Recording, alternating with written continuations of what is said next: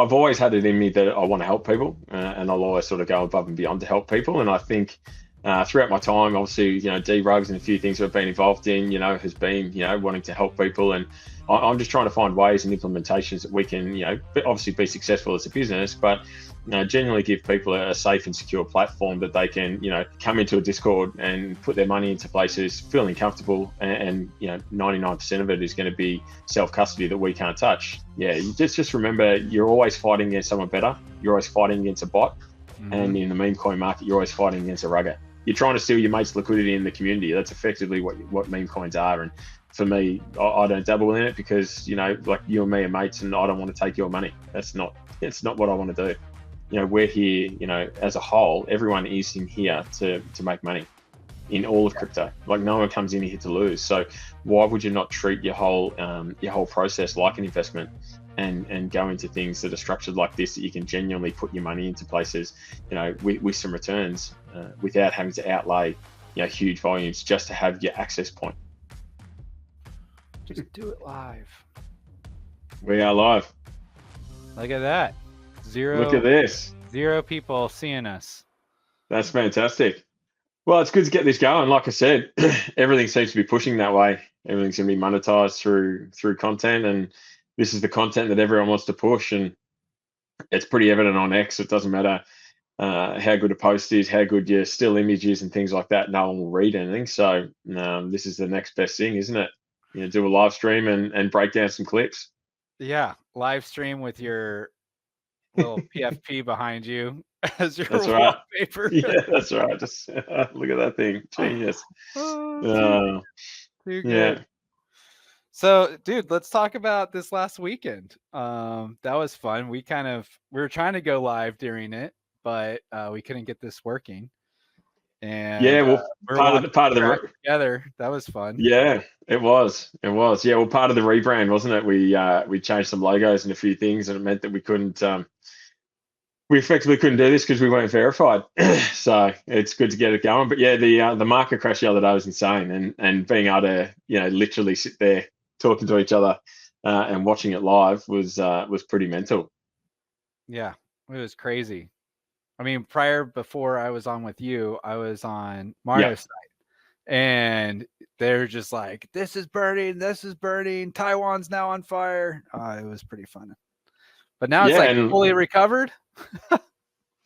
Yeah, well, look, we sort of spoke about, and I actually spoke to Greenie about it the other day as well, not long after we sort of finished off as well. And we both sort of said that there's a really good chance that this could be, maybe one little run up and the end of the bull, and a shortened cycle, with, ongoing war in Ukraine and Russia, the ongoing and looks like kicking off proper war in Israel and over in the Middle East, with Russia sending troops and military options and stuff daily over there. There's not too many catalysts that can really push us back up at this stage. Everyone's buying. We've got ETFs, the ETH ETFs nearly here. All these sorts of things are around the corner, and you do wonder, what could be an announcement that actually pushes us back to an all-time high, when any day we could wake up and Iran or someone has proper launched a genuine missile attack, not just one drone over a border, and all of a sudden it's a black swan event, and markets all around the world tank. So it's going to be a pretty interesting next from now, the next sort of 3 to 4 weeks, to see if anything does kick off over there and when we end up. Yeah, absolutely. No, I kind of have the same feeling. I feel like this is going to be a little pump, and who knows, we could get all-time highs off of that, but I feel like there has to be a reset in a lot of things. I mean, especially in America, where it's like you got the housing, you got just like inflation everywhere, crypto's pretty hot. It's just everything is pretty hot. There has to be some FUD to balance it all out, I believe. Yeah, I think so too. And there's still a ton of stuff looking to get in to the crypto realm as well. And looking at the way that markets bounce back, this looked like a ton of manipulation and liquidations and things like that for this to sort of happen. And with everything else that's going on in the world, maybe they didn't expect 25% drop in ETH and those sorts of things. But, just with the catalysts around the world, it really did kick it off. And I think with, pension funds and things like that only starting to dip their water, I think there's only 1 or 2 states so far in America that have done that. I do believe that there will be a fair bit of manipulation somewhere around, as a lot of massive corporations and businesses around the world, especially America, are looking to dive into these ETH and BTC ETFs over the sort of coming months. So yeah, it's a weird play where the sort of catalyst for the kickoff from where we are here at a halving and this sort of accumulation zone is normally retail, which we haven't really seen coming yet. So whether we get that retail sort of push or it just stays as that business and corporate push, and if it stays that side, we do know that there will be manipulation on the asset, and people will be getting it at the best rates to set themselves up long term. Yeah, absolutely. I mean, that's the thing. I think there's got to be a massive drop, so the people with all the big money can come in and just sweep some things up and then be sitting nice and pretty. I think this is going to be our last, lowest prices we're going to see in a lot of the crypto. I think so too. I think the next big dip and manipulation is going to be the end. Going to really be that low point. I could definitely see somewhere in the low to mid 40Ks as all of these people are lining up to buy in. It didn't surprise me. I think it was the day before the huge market capitulation. We get Saylor coming out saying they're raising $2 billion to buy more Bitcoin, and the next day it's in the 49K range, which is no surprise. Mr. 100 that continues to buy 100 Bitcoin pretty much every day. Dumped his Bitcoin a week ago and then rebought back in at 49 to 51K. There's a lot of people that seem to be in the know that have been buying, sold, and then rebought back in. And we spoke about the other day, Mark Cuban, Buffett, all these, Bezos sold a heap, all these guys have been selling off their shares, their stocks, their cryptos, all this sort of stuff throughout the year. And it's no surprise to see some big capitulations. And then, we wonder when they're going to dive back in. But, the billions of dollars was liquidated off the stock exchange as well. So there's going to be some pretty tempting prices for these guys to buy back in and effectively own more of their company or more of other companies when they do it. Yeah. Now, Warren Buffett, he kind of timed that one pretty right. It's just what a surprise. Everything just tanked. I know, right? That's pretty crazy. Yeah. Yeah, well, we only have to see. We always sort of pay out Nancy Pelosi and things like that.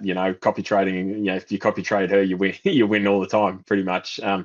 But you only have to look at a lot of these politicians who are on 150 to 250K a year with pretty low net worths when they first started politics, and a lot of them are worth 25 to 100 million dollars now and haven't been paid anywhere near that to get them to that point. So there's a lot of manipulation in a lot of areas, and I see that coming to. We've already had it with Bitcoin and other areas because the market cap hasn't been as high as something like gold, so it is easily manipulated by the big players, and I do think that's going to continue. But we'll see. It's an interesting next couple of months in the world of crypto. Yeah, totally. No, this is going to be a fun time right here, and that's kind of a fun time for the bot to be coming out to see what all this. That's right, and I got an update on the market capitulation day yesterday by Aaron, and it was pretty interesting that the market's dropped 20 to 25% across all the major assets at that point, and the bot was stopped out on a few of their trades that were open going into the day before the events happened. But the fail safes and the priority of safety and security that we've really pushed, and with the sentiment, with the scraping of social keywords, all the stuff that we're doing, the bot basically slept for the whole day, which was in my eyes great. Yeah, I've seen some other people going, oh, it was great because personally they were shorting, and that's fine. Like it's a pretty good thing if you can catch it when you're watching it as a trader. But with what we're trying to do and being a safe, sustainable, long-term solution, we don't want to be involved in black swan days. And if this ended up being without the keyword, without anyone knowing, if this was an FTX or a Luna fiasco or something like that, you're not just stopped out. You could be holding something that the market's closed and the token goes to zero and you effectively lose your cash. So we don't want to be involved in those days. There's a lot of days in crypto that we can win, and those black swan type days aren't one of them that we want to get too highly involved in. If you had been, if your bot, it might have got stopped out a few times, you might have even had a few wins, on a lunar day or something like that. But the problem is at one point it shut down. And at that point, you're not stopped out. You're literally holding an asset. It's like trading a meme coin that goes to zero at that point. So we just want to make sure that we tick all the boxes for everyone, and we provide the safest platform. As we're not looking to do this and make 100x in a day. Look, obviously that's great. If you hit if you hit something right and we're in a massive short when that happened in the markets and you get a huge dividend, that is fantastic. But that's more luck than anything else. Yeah. We're looking to do this as a sustainable solution for years to come, which sort of leads into other businesses and stuff that we're trying to start, like our liquidity staking vault, with sort of stake space, which will have a guaranteed APY, which will be inflation beating at that point, which will run through our bot. So we are looking to do some pretty expansive things with our environment, and steering clear of those days where you can probably get wrecked. Is you don't want to be involved in those when other people are using your product, or when we get to that point with stake space, when you're effectively holding people's money through a fiduciary. So safety is always paramount for us. Yeah, absolutely. You mentioning stake space, I know there's a lot of people in our Discord that are kind of confused that that's even a part of us, or they don't even know what it is. Maybe we should go through a full list of everything of what Nebula Innovations is. You want to do that? Yeah, for sure. Yeah, well, Nebula Innovations is our umbrella business. We've got at the moment 4 entities underneath it. The NFT Arcade was the first, which is launching at this stage next week on Scale Network, which is fantastic. So that's a NFT marketplace. It's set as a security, safety and security infrastructure layer. And above all else, it's been a connector and an aggregator for 21 chains on Scale. So the way that they set up, they had 21 chains, 21 hubs, and they had nothing to connect them or aggregate them, which we're going to be a massive infrastructure layer for them, not just with NFTs, with other sort of parameters for that as well. So that's seriously exciting. But we're full KYC in a Google Meet like we're doing. So you genuinely don't just send a driver's license, say this is me. Like, you've actually got a proper show that it's you. So that if you rogue hundreds of thousands of dollars, us and our legal team are going to come after you. And when you've got the backing of a major space like Scale, it won't just be us; it'll be them as well, which is pretty scary to think about. But we're also going to have questionnaires and vetting processes as well. I have already spoken to 1 or 2 people that we sort of told to go back to the drawing board before they come to us for a launch partner, as we weren't overly keen on their sort of business docs, their structure, and where they were actually at as a business to have investors come in. They were genuinely raised with nothing coming back to investors at any point. That's not really what we're about. We're looking to be we're looking to launch innovation, launch disruption, launch businesses that are genuinely well structured, that are going to hit the market, and we're not looking to oversaturate the NFT market, which even with these low prices is massively oversaturated still. Yeah. From there, we go across to Kumodroid. That was a free mint around 8 weeks ago, 9 weeks ago now. We raced up to a 0.6 all-time high, which is a 5960x from opening price and the mint price, which is pretty exceptional in the current market. I was thrilled, to be honest. We were definitely thrilled. And at that point, we were sort of two or so months into our self-custody, fully automated trading bot build, and we are next week having a closed alpha testing for around 10 to 12 people, mainly team and a couple of others, which will be a week-long event probably.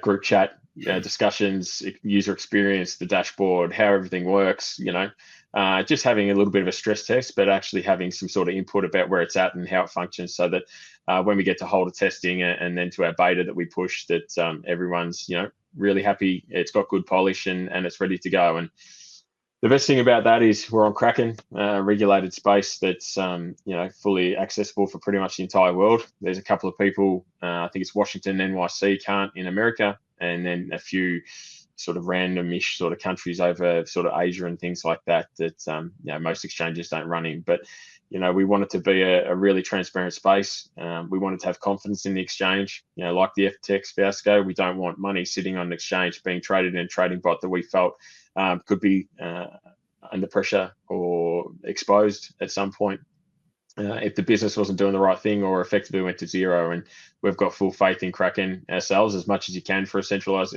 exchange, and that's the reason that we've gone down that path. And I do really believe that this is a game changer.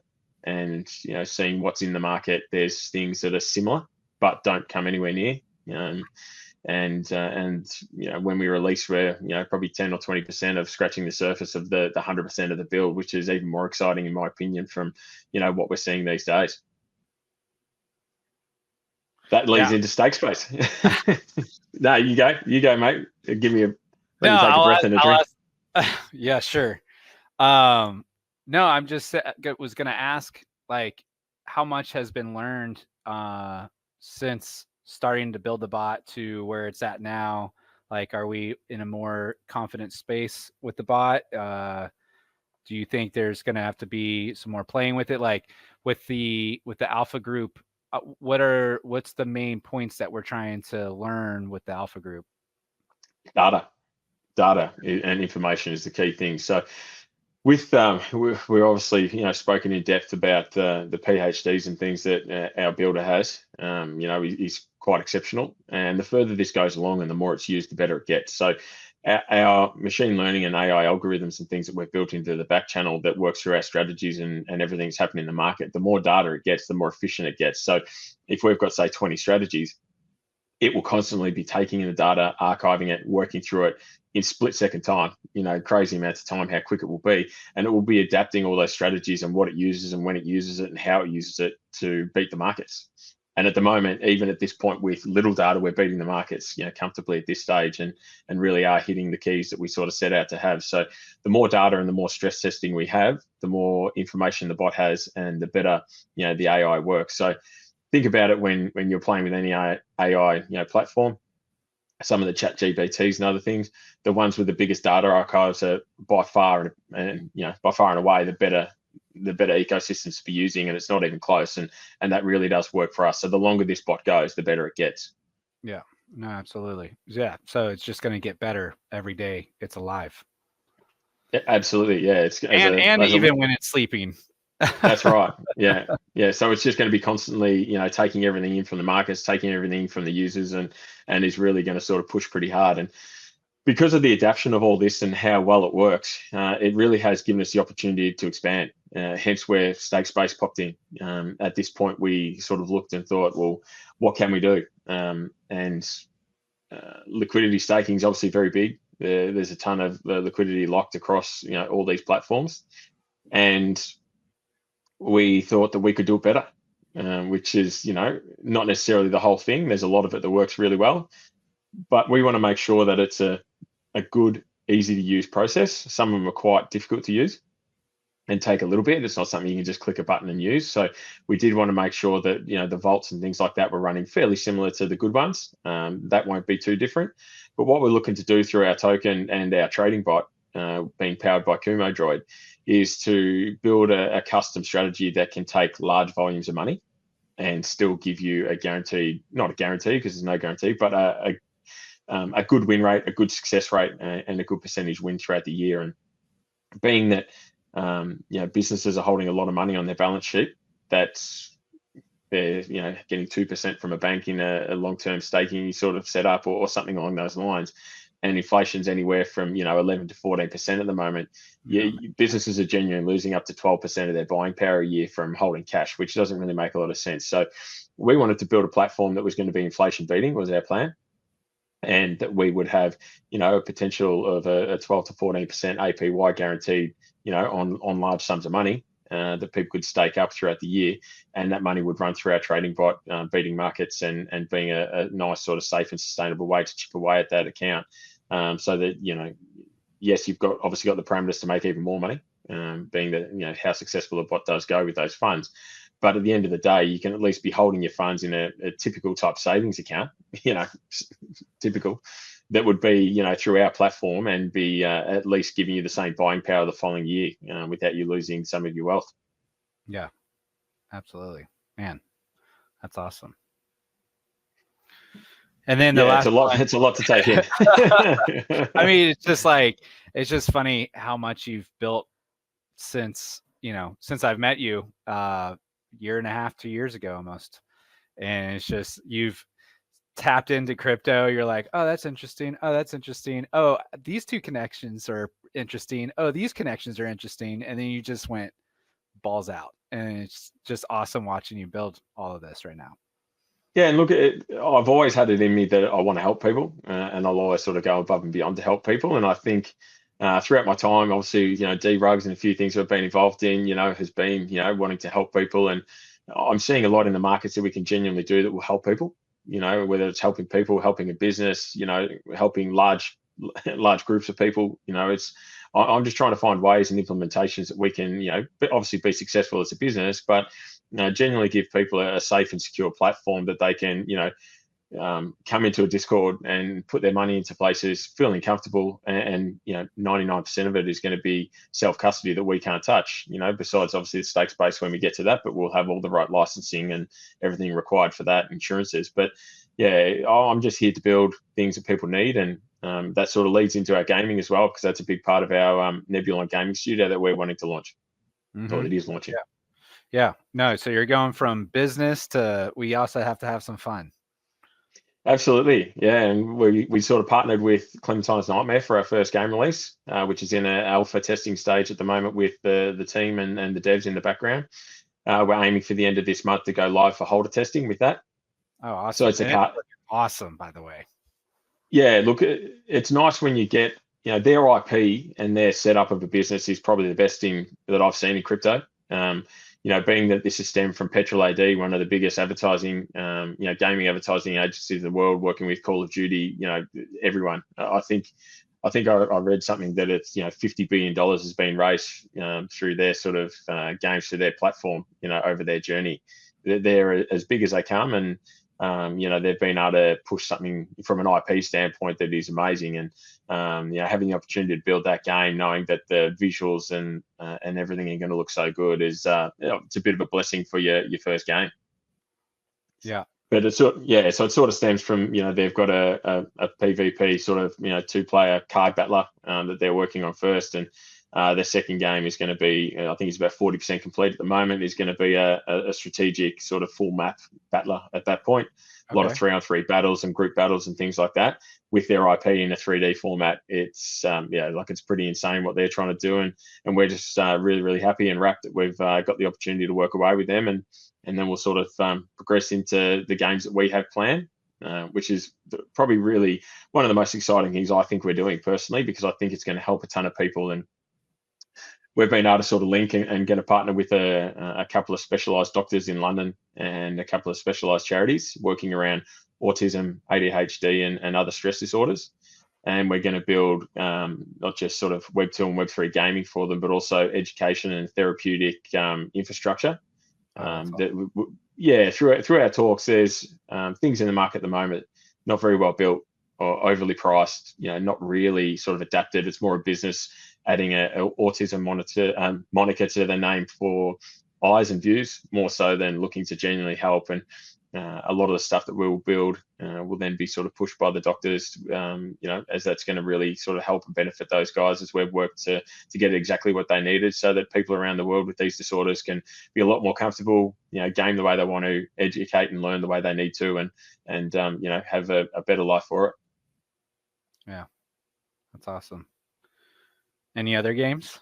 I mean, this is so much. You got something else hidden? Yeah, so we do have a couple of other sort of more, you know, Web 3, Web 2 based games that we'll sort of push out that will be, you know, maybe more sort of your standard-ish type games. But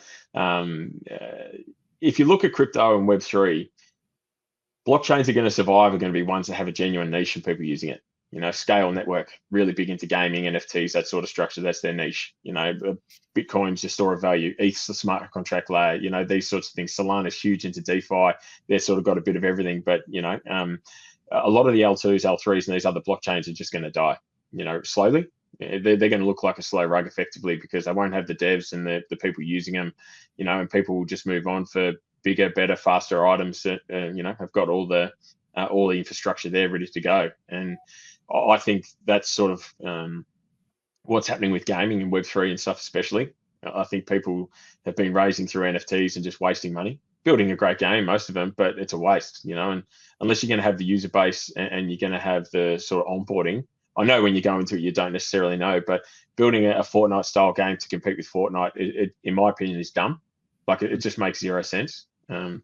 Unless you're a, you know, like a meme coin like Pepe that's got 300,000 holders, and you're building a game because the community wants it, meaning that you're going to have 50, 100, 150,000 users from the first day, you know, doing something like that makes sense. But, you know, having 1,000 holders of an NFT project wait 2 years to then get a game that they could have played publicly for free, and you know, unless you got the users, it's just going to fade out and die because there's no revenue to the project. So I do think that that's going to happen with the gaming and stuff as well. That if you don't start to find your niche in gaming and pick and choose the right games for the right people and build them the right way, you know, like, you know, the Pepe or a meme coin type example, I just don't see how you're going to have the user base to be successful until, you know, the mass adoption of the billions of gamers, you know, comes to Web3. Right. Yeah, and then when that happens. So do you think in the future, so like here in California, you know, there was a big brewery boom that happened, and a lot of the breweries got bought up by Budweiser, Heineken, and all that, and most of them out here are owned by those two companies now. Do you think that might happen in the gaming world, the Web3 gaming world, once things aren't a security anymore? And yeah, short answer is no. I don't think the games have the user base for, you know, someone like a Fortnite, a Call of Duty, you know, Activision, any of these sorts of games to really buy into it. I think Fortnite has pretty much dominated. I think they've set themselves up for, you know, not just short term, but I can't see how, you know, they're not still one of the biggest games in 20 years, whether you like it or not. The way that they've built their infrastructure to have people building their games on their platform, they get the users on there, and you know, people are making $2, $3, $4, $5 million a year from their game just being on, you know, on the Fortnite platform with Epic Games, and just sort of getting the users that are, you know, scrolling through, you know, from the top when they're sort of looking for a Fortnite game. So I think what they're doing is brilliant, and there's no real need to buy out games because, you know, all the bigger games are going to be sort of building on their platform, and they're effectively, you know, I see them as like a scale network, as a gaming blockchain. You know, they've built the infrastructure there that everyone wants to build and attach themselves to it at the moment because that's where all the money is, that's where all the players are, and why would you go anywhere else? right, exactly. I mean, and then like Fortnite, they've kind of set up this infrastructure where you jump into Fortnite, a game, and you see a menu immediately of multiple games and multiple worlds that you can jump into. So it's interesting to see that movement happening, and I think there's going to be a lot more of that with, you know, the Call of Duties and all the other games that will be out there. I think once you buy a game, you'll see more worlds. I mean, like Grand Theft Auto is more of an open world, but it's like you can jump in and be your own thing in there. And I think it's definitely going to be moving that way. And Well, and you only have to look at how many billions play gaming. And if you sort of put, you know, Grand Theft Auto, Call of Duty, Fortnite, maybe something like Apex, you know, if you put them four together, the market share that they've got is gigantic. mm-hmm. And how do you get that market share away? It's definitely not easy because it's hard to build a better game because they've got all the best developers and all the money to back it. They've got all the users, and then everyone wants to play online. You need to be, you know, it's no different to trading and liquidity pool type things on a centralized exchange. You need the liquidity there to be able to trade. And when you're playing online games, if the people aren't there playing it, you can't play. So, you know, I do see games like that when they do branch into Web3 and have all their assets and things on chain as NFTs, they're just going to blow up the market. And I just think at that point, they're going to 10 and 20x from where they are. And I just don't see much room in the gaming world for, you know, people just to build games and hope that people play at that point, because there's just going to be no market share for them. Right. So you kind of set up a little empire right now. You got the NFT Arcade, which is just selling NFTs and contracts of however people are going to call NFTs in the next 5 years. Then you got Kumodroid's AI bot coming out, which is looking very fantastic. And that's more for an individual base, you know, and people putting in what they can put in. And then you have Stake Space, which is more for savings, bigger money, big funds coming in and being able to move that around appropriately, safely, confidently. And then you got the games, which kind of ties all of that together. What's next? What else are you going to build off of this? I know your brain's constantly moving. It is. At this point, I probably don't have the bandwidth to have a lot of ideas popping out, because we're trying to make things better and lead, not necessarily lead the markets, but lead things to where I believe they need to be. And look, I'm not an expert. I'm not the smartest man in the room. I never claim to be, but I do see things very black and white. I think very rationally, and a lot of stuff that comes out, early isn't necessarily the best thing, and I'm sure, Yahoo thought they were, going to just dominate the markets until Google come along and completely knock them off their perch. And, Amazon have done it to companies. It happens along the way when, more innovation and disruption can tap into that and make it better. And that's what, we look to do, along the way of helping people. And I'm sure, mate, I'll probably, after this call, after this live stream, I'll jump off and an idea will pop into my head and I'll go running to Aaron and see if we can build it. But I do come up with a lot, and he does say no to a lot as well at that point. But we're really confident with where we're at. We're really confident with our dev teams, our burn rate, and our bandwidth at the moment. So we can't really add too much. We've left the bandwidth there for stake space to sort of kick off when we're ready for that. That will be a 4 to 6 month build at that point before that really hits the market properly. And we've obviously got to get token and tokenomics and all that structure that we sort of want, how it to work. That sort of needs to sort of be implemented. And when you get to that point, the auditing and security and the stuff that you need to go to on that is just a crazy amount of building and time. So everything takes time and everything takes money. And at this stage, we're in a nice spot where sort of all 3 projects are about to launch, and we're just sort of waiting for this, this run to happen. People say we're close to the finish line, but we're actually close to the start. The way this is going to work is Kumodroid isn't an NFT in my eyes. It's a debit card that accesses your bank account. Kumodroid is your debit card that accesses your crypto account in this sense. So it's your token gated access to your dashboard. At that point, you can pick your parameters. In the initial stages, there'll be low risk, medium, high risk. As we sort of adapt it, we're going to have other bots, and then we're going to have our custom automation tool where you can genuinely build out pretty much whatever you want within our parameters and set your own automation, which is going to be absolutely insane when that gets to that point. What we're going to have built in is an escrow safe inside the contract, which we have zero access to. It's basically a self-custody escrow account that only you can access with your token-gated wallet. It's the only thing that has access to it.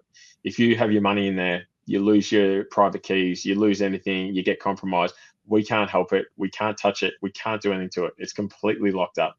So what you're going to do, say you put $1,000 into your account to trade with, you might put $100 into the escrow account, which will be your transactional fees. And then a microtransaction will come out each time the bot is open. The reason we have to do it this way, and is the only way that we can do it, and that anyone can do it in the world and keep it self-custody, because it's your account, it's your centralized exchange, it's your KYC, it's you, and we have no access to it. The only way that we could genuinely take a transactional fee as a payment is to have everything approved, every single coin approved on your wallet, on your centralized exchange, which leads to no self-custody. At that point, we're effectively nearly running as a fund because we're controlling the money, we can access the money and everything there. So the security and the structure of this, we're a product service. We don't touch anything at any stage, nothing. All we get is a microtransaction that will come to our account out of the escrow wallet as the trades are open. And that escrow wallet, if you put $100 in right now, being that it's on Solana and quite quick, you can literally turn around as soon as the transaction is in and take it straight back out. You can access it 24/7, any minute of the day, as long as Solana is active, and we can never touch it. So everything we're doing here is, I don't want your money. I don't want to touch your money. I don't want to have the responsibility of your money. It is your money. We've built this so people win. Hence why we're not taking any percentage of profits. We don't want them. They're yours.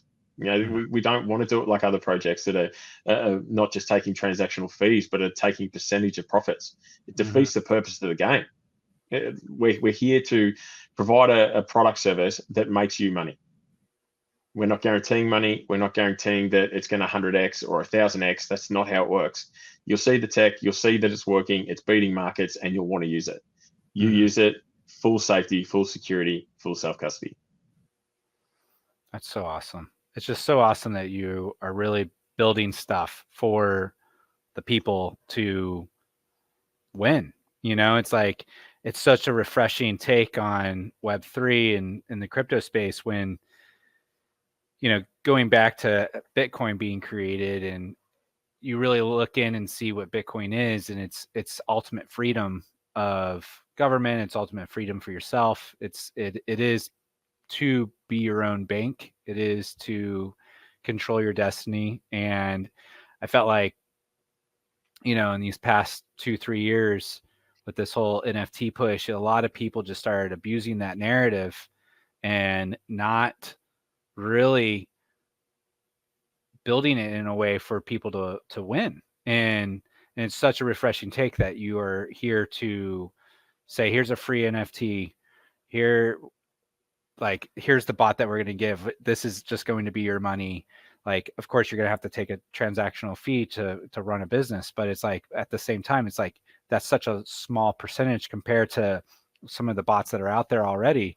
And it's such a refreshing, it's like I keep saying, it's just really refreshing to hear that someone is actually there to build something for the people. It's their crypto, make some money, get a good life, and let's all win together. It's like, that was the narrative years ago with Bitcoin. Yeah. And you're bringing it back, and you're truly trying to make NFTs fun again, Yeah. Yeah, and look, you know me and my sort of appreciation for BTC and everything it does, and we want decentralization. We want self-custody. We want people to be doing things themselves and being, financially able and pushing to, a more, financially stable environment and financial freedom. A lot of people talk about it, but we're doing it. We're actually, our actions are doing it. It's a free mint. We push this out as for free. I don't think people really understand the position it is to take and push something for free, in this situation, with what it is, and waiting a few months and having it in the market ready and then minting. We could have raised a lot of money, but we didn't need to. We just thought, let's just let our actions speak for itself. Let's get it out there. Let's have some people winning. Let's not just have whales and people with big money getting in because it's a large mid price and things like that. Let's get the small guys in that need a win. And that's been the way that we've done it. And I think everything we've done to this point, proves that, and everything we're going to do will prove it even further. And we're pretty excited for the journey and where it's heading. Yeah, no, so am I, man. I remember that conversation where you're like, should we not? I don't know. And it's just like, it's tough in every single sense of the word to push out a free mint for this type of thing. But it's just like, you were convicted to just like stay with your mentality of, let's just give back to the people. Let's just do this, Yeah. And look, you only have to look at some other platforms around, even on Sol, and even with their current floor prices, if you want to get to a structure of fee balance and they take some profits as well. If you wanted to get into a good zone in that, in some of them you have to hold, 20 NFTs, and with the current floor price, you're putting in $20,000 to hold the NFTs just to get an access point that's a comfortable zone for fee structure, profit taking, everything that goes along with it, and that again defeats the purpose. Why would you have a structure that people, one, can't even afford to get into, and then it takes all their liquidity that they want to put into then make money with? Where at the moment, even at our current prices, like we're still under half a sol, where I think we're in the sort of mid threes to 0.4, and even at that point at $50 or $60, it's not taking your liquidity that you're going to put in. Hold one, put all your liquidity in, make money. Like that's what we're here to do. This is an investment. Yes, there's some sort of speculation and some gambling you want to take on some things, whether it's meme coins, whether it's early utility coins and NFTs and things like that. But we're here, as a whole, everyone is in here to make money in all of crypto. Like, no one comes in here to lose. So why would you not treat your whole process like an investment and go into things that are structured like this, that you can genuinely put your money into places, with some returns without having to outlay huge volumes just to have your access point. Mm-hmm. Yeah, totally. Well, I mean, I just love the fact that the motto is just action. It's not words. Just come look at it, come experience, and then you'll see it for yourself, and that's what it's going to be like. And that's how you're pushing the Kumodroid, and that's kind of how you're pushing everything right now. And I like that's what I admire about this whole project, of the whole Nebula project. Just it's action first, words later, and that's what I love. And it's like, yeah, we're having a kind of a slow come up with people in our Discord or whatever, but that's completely fine because we want to show the action and we don't want to be just noise. You know, there's been enough noise the last 2 years with no action. So that's right. We want to you want to be the guy that's putting his foot forward and then his voice behind that. And look, and that's just who I am as a person as well. And that's how we want to have our marketing structure. You know, marketing it in Web3 is, in my opinion, close to non-existent as to the skills and efficiency and the end result. Yet people charge a fortune for it. Where we're just going to build it, they will come, and when we release and people see it, that will be, you know, our marketing and our push in the market at that point. And at that point, it costs us nothing, you know, but time. So we've been happy to be patient and get to this point. And it's been a fantastic run. And, you know, these next 2 weeks, as everything really does launch and take off, it's going to be a really fun time, you know, not just for myself, but investors and everyone else in the market. And you've got to look, you know, with people losing on meme coins, on NFTs, market capitulation the other day, you know, all this sort of stuff going on. You've just got to think about, you know, what our floor price is worth from, you know, around the 0.4 mark now.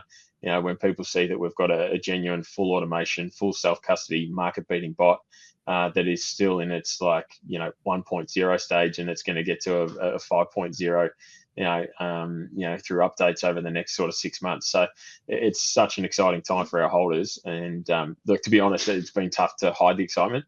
I really do want to, you know, stand on a mountain, shake some trees, and just scream it out. But you know, trying to keep a lid on it as best we can. And you know, next week we'll, you know, those testers will get to see. Awesome, that's crazy, awesome, man, dude. I'm excited. So I think people just still need to remain patient as well in the market. You know, we saw with a massive capitulation, you know, Taiwan's gone and this is gone and everything's gone and 25% a day. And, you know, in 24 to 48 hours, it nearly bounced back to the same levels that it was initially. You know, like you've just got to remain patient and zoom out. There's nothing better than a BTC chart that you zoom out from day one and you just watch the, you know, the constant up. You know, like, yes, it definitely has its dips in your bear markets, but as a whole, when you zoom out over a 14-year period, it's gone up, you know, gigantic amounts and just continues to rise. And you know, learn in the markets. You know, like we spoke the other day, you know, about what could potentially happen to BTC, and we didn't touch on this before as a bit of a capitulation moment. There's only 4 miners that are in profit at 63K on Bitcoin. 4. Now, 3 of them are in comfortable profit. One's just limping in. You know, Cypher, Clean Spark, Marathon, and there's one other I can't remember off the top of my head. All of the others are losing at 63K. So the other day when we hit 49K, you know, they're losing 14K per 3.25 that they mine at that point. So on that day, if they minted their hash rate hits, you know, with the current hash rate, you know, they're losing 50K to mine it if they were to sell it that day. So there's a lot happening that people aren't necessarily looking about. I think a lot of miners will go broke if the price doesn't pop up, which I think will be a good thing as well. And obviously not for those businesses, but as a whole, the hash rate will come down. The miners will be more efficient. You know, it lowers their costs, which means it's a more consistent, better playing field. You know, for those businesses to actually make some money, to continue to build their rigs, to continue to, you know, mine. You know, as long as they're mining, you know, the decentralizations at, you know, peak powers. So it is very interesting where it's all going. But people do need to, you know, follow things like the daily hodl. You know, James at Invest Answers, you know, a few of those things, and, you know, whether it's reading or watching, you know, just make sure that you're picking people that aren't trying to sell you something and are just, you know, genuine entertainment, you know, infotainment and just sort of, you know, education that are actually trying to help people and give people the right information. And if you can do that, it'll make everyone a lot more successful. Yeah, and you mentioned some people. Who are the people that you like following that really inspire you and you really listen to? James at Invest Answers, you know, on YouTube and Twitter is easily by far the best anywhere in the market. I don't see how you can be anywhere in crypto and not watch him. You know, whether you watch him all the time or you just chip in for 1 or 2, or he's, you know, I think he does on a Sunday or a Monday where he updates the following weeks and it sort of touches on, you know, 50, 60, 70 slides that he's had that week through all his shows. He does no paid promotion, no sponsorship, no ads. know anything. He doesn't shill or push a project. He's transparent and open with his bags that people can follow. Like he's just a genuine trader his whole life that's made a lot of money, and he's genuinely here just to help people's journey. And I think, following people like that and finding people like that, not a BitBoy crypto, not these guys on X, these so-called influencers that are dickheads. We just need genuine, real people that are here to support. And as long as you can follow them, then it's just going to make your journey a lot better. And, I genuinely read the Daily Hodl every day and just sort of look through the headlines, what sort of piques my interest, read through some articles. I prefer to take things in sort of visually and sort of listening than sort of reading. But they're a more decentralized unit that, they're not a major mainstream agency that are, sort of pushing politics or pushing an agenda. They're just giving, genuine information in the markets. And, if you can just be following things like that, it just keeps you up to date with what is happening in an area that moves lightning fast. And, like if you drop out for 2 weeks and you come back and you don't know anything that's happening, it moves so fast. So I think if you're not sort of daily trying to educate yourself, you're going backwards. Yeah.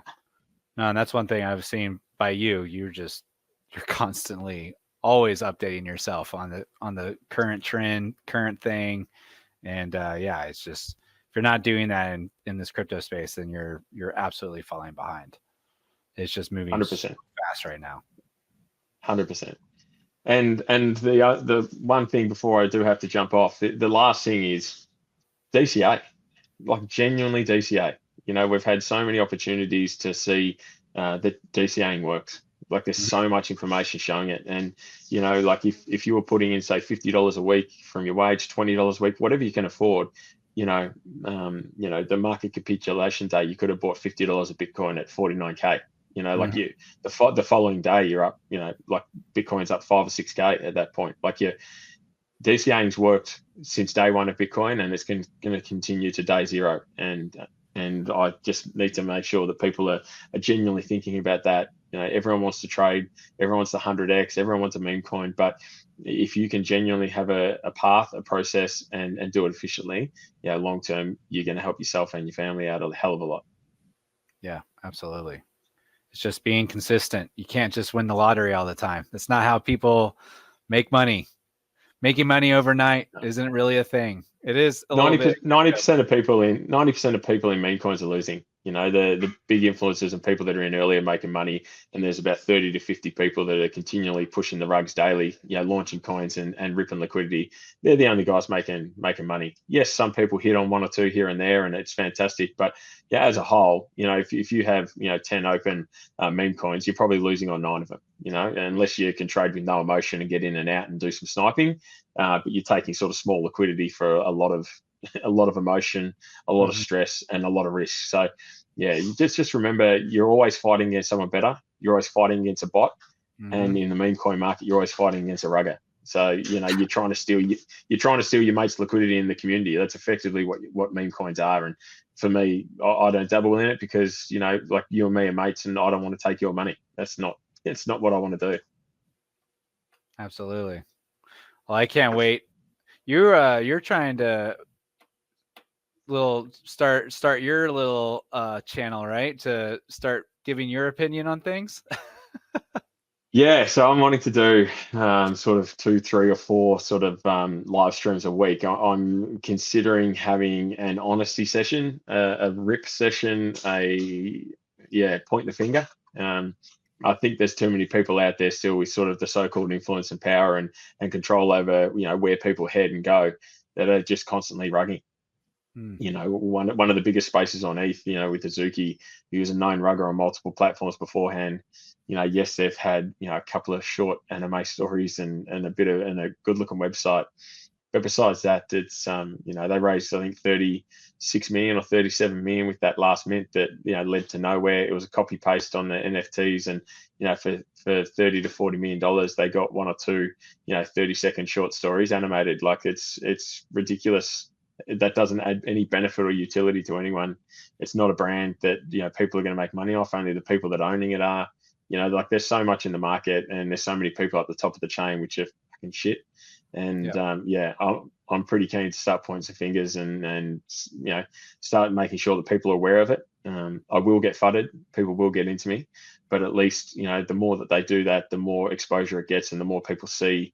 And, you know, if I can get through to just one person from each video that then realizes, you know, what these people are genuinely doing, you know, what Zach, you know, guys like Zach and that are sort of, you know, finding the ruggers and the scammers and stuff on Twitter and people are following, you know, if I could sort of add to that and potentially help it along the way, that'd be fantastic. Yeah, absolutely, man. I'm excited for it. I can't wait for the day. Can't wait to hear your honesty thoughts. And dude, I can't wait for the future of Nebula. Like, dude, I like, you know, with everything going on in the world right now, potential war or these crash or whatever, like I genuinely get excited about Nebula Innovations and everything you're building. Like I'm like, yeah, that sucks. But have you guys heard of this Nebula Innovations thing? Like, I'm actually so excited for my future because of it. Like, there's just so much being built and it's touching on every aspect of crypto right now.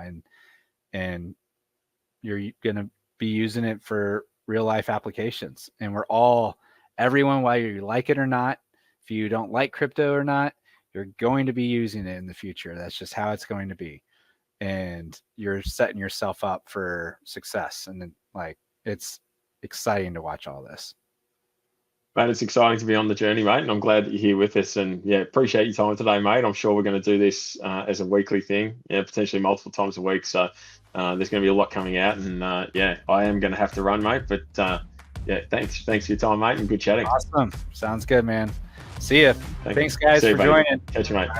Bye. Bye.